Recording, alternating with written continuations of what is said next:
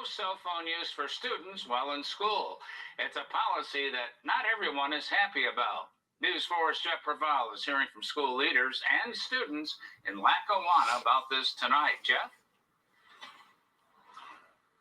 Yeah, students who we talked to today about this policy tell us they're not in favor of it. However, the school superintendent here hopes that over time, students will become more comfortable and maybe be off their cell phones a little bit more. Now, here's how this ban on the use of cell phones in the district would work. Here in Lackawanna, students, they would put their phones in pouches that are then locked. Students will keep their phone in their pouch throughout the school day. Then that will be unlocked at the end of the day for students to use their phones. In Lackawanna and many other districts, the first day of school for students is September 3rd. So that's a little over 2 weeks from now. Students who we spoke to say they're not in favor of the change. Me personally, I like my phone, but I also think like it is taking my learning away. But me personally, I like my music when I learn. Like if I listen to music when I'm learning, it's a better experience for me. Like I don't have to listen to everybody talking, everybody arguing, everything in the background. Our students, like no other generation, is more anxious, more depressed, more lonely. They need our support as adults to teach them how to manage the use of cell phones.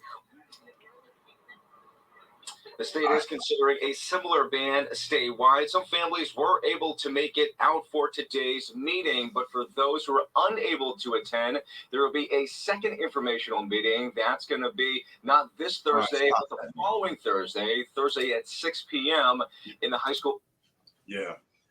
Listen, I wrote our superintendent, I texted her this very thing. And I told her, especially black people, was just going to be up in arms about that, ready to kill her. I said, but nobody's ready to kill you because these kids are failing miserably in school. You hear what that girl said? She likes her music and that's she learns better. How do you listen better? How do you listen if the music's going on in your ears? What do you mean you learn better? How stupid is that statement? This is how stupid young people are. And you know what, that woman, I hear what she's saying, but all we ever do is placate kids. We had loneliness when I was growing up. We had all the things that these kids would suffer, their little mentality would get crushed.